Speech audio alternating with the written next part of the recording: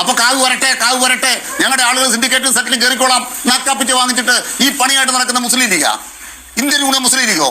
നിങ്ങൾ ആ കൊടി അലക്കാൻ കൊടുക്ക്, അത് കാവ്യാവോ നോക്ക്. അല്ലെ ഭാരതാമ്മയുടെ കൊടി നിങ്ങൾ നാണം കെട്ട നിലയ്ക്കൂടെ വർത്താനം പറഞ്ഞത്. കേരള സർവകലാശാലയിലെ മോഹൻ കുന്നുമേലാണോ രജിസ്ട്രാറാണോ? ഞാൻ ചോദിച്ചത് മോഹൻ കുന്നുമേലാണോ രജിസ്ട്രാറാണോ? നിങ്ങൾക്ക് രണ്ടെണ്ണം ഇല്ല. മോഹൻ കുന്നുമേലും രജിസ്ട്രാറും അനുവാദം കൊടുത്തിട്ടില്ല. മോഹൻ കുന്നുമേല അനുവാദം കൊടുത്തത്. അവിടെ ഭാരതാംബയുടെ ചിത്രം എന്ന് പറഞ്ഞുകൊണ്ട് ഈ സ്ത്രീയുടെ ചിത്രമായിട്ട് വന്നത് ആ ഗവർണർ കൊണ്ടിരുന്നത് മോഹൻ കുന്നുമേലിന്റെ ഉത്തരവിന്റെ മേലെയാണ്. അത് VC-യുടെ ഉത്തരവാ. ആ ഉത്തരവ് നടപ്പാക്കാൻ രജിസ്ട്രാർ നിർബന്ധിതമായി. അപ്പൊ രജിസ്ട്രാർ വ്യവസ്ഥ വെച്ചു, ഇതുപോലുള്ള കൊസ്രാക്കൊള്ളി ഒപ്പിച്ചാൽ ഇവിടെ പറ്റത്തില്ല. അത് ഞാൻ ഇവിടെ പറഞ്ഞതാണല്ലോ. അപ്പൊ നിങ്ങൾ മോഹൻ കുന്നുമേലിന് ഒരു വാക്ക് പറഞ്ഞോ? മുസ്ലിം ലീഗ് മോഹൻ കുന്നുമേലിന് ഒരു വാക്ക് പറഞ്ഞോ? ഇന്ത്യൻ യൂണിയൻ മുസ്ലിം ലീഗ് എഴുതുന്നതിനാണ് മോഹൻ കുന്നുമേലിനെ പേടിക്കുന്നത്. അവരുടെ ഓചാരത്തിൽ നിങ്ങളുടെ സെനറ്റിൽ ആള് കയറ്റിയിട്ടുണ്ട്.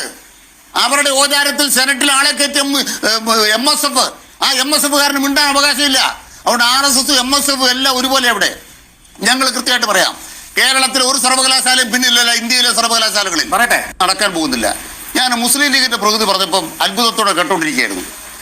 ആരിഫ് മുഹമ്മദ് ഖാന്റെ അടുക്കള ചെന്ന് ഞങ്ങളുടെ ഒരാളെ സെനറ്റ് വെക്കണമെന്ന് എഴുതി കൊടുത്ത് മുസ്ലിം ലീഗല്ലേ? MSMന്റെ പകുതിയും ലീഗിന്റെ പകുതിയും കോൺഗ്രസിന്റെ പകുതിയും എങ്ങനെയാണ് ആരിഫ് മുഹമ്മദ് ഖാന്റെ ലിസ്റ്റിൽ കാലിക്കറ്റ് സർവകലാശാലയിലും കേരള സർവകലാശാലയിലും പ്രതിനിധികളായിട്ട് കയറുന്നത്? അങ്ങനെ നിങ്ങൾ ആരിഫ് മുഹമ്മദ് ഖാന്റെ ചെലവിൽ നിയമനം നേടിയിട്ട് വേണം, നോമിനേഷൻ കിട്ടിയിട്ട് വേണം നിങ്ങൾ കാവിക്കെതിരായിട്ട് സമരം നടത്താൻ.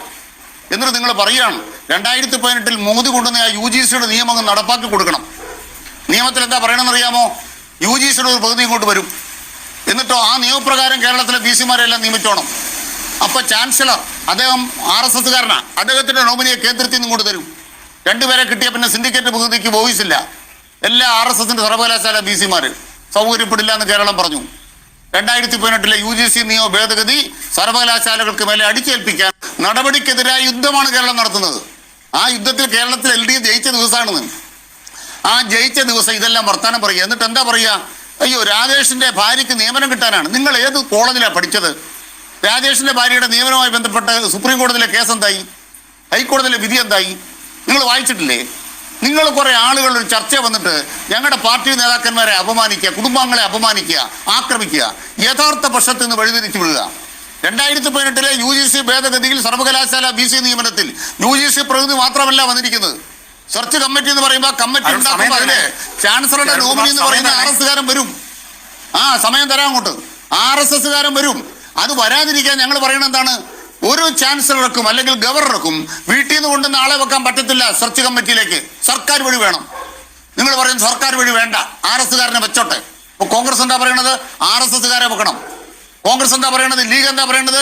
UGC RS-നെ വെക്കും, ചാൻസലർ RS-കാരനെ വെക്കും, സിൻഡിക്കേറ്റുകാരെ ഏതെങ്കിലും ഒരാൾ ചോപ്പിന്റെ പകുതിയെ വെച്ചോളൂല്ലോ. അപ്പൊ കാവ് വരട്ടെ ഞങ്ങളുടെ ആളുകൾ സിൻഡിക്കേറ്റും സെറ്റിലും കയറിക്കോളാം. നക്കാപ്പിച്ച് വാങ്ങിച്ചിട്ട് ഈ പണിയായിട്ട് നടക്കുന്ന മുസ്ലിം ലീഗാ, ഇന്ത്യൻ യൂണിയൻ മുസ്ലിം ലീഗോ? നിങ്ങൾ ആ കൊടി അലക്കാൻ കൊടുക്ക്, അത് കാവ്യാവോ നോക്ക്. അല്ലെ ഭാരതാമ്മയുടെ കൊടി നിങ്ങൾ നാണം കെട്ട നിലയ്ക്കൂടെ വർത്താനം പറഞ്ഞത്.